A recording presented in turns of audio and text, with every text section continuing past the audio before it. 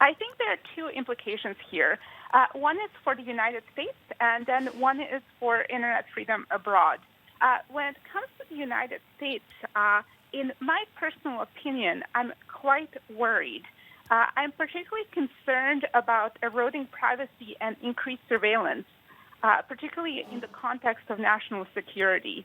And this will not necessarily come through policy or legislation, but through national security orders, which are not public. So then civil society organizations such as Freedom House are going to have harder time to really figure out what's going on and then keep the check to the government. Okay. And although surveillance might impact all of us, I'm personally particularly concerned about the impact that it might have on Muslim Americans, just given some rhetoric that we have seen from Trump. So that would Okay. be in terms of the implications in the United States.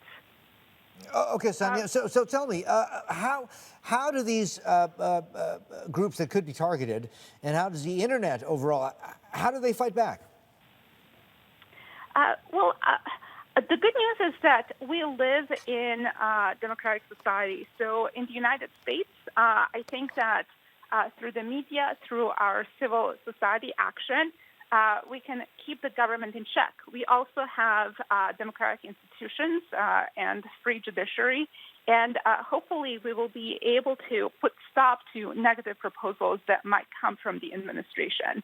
In more authoritarian countries, that is much more difficult because in places like China or Vietnam or Cambodia, those institutions are lacking. So then the government is not only trampling down on the internet and censoring the information, but they're not really allowing much activism and much check on their powers. So then that challenge becomes much more difficult.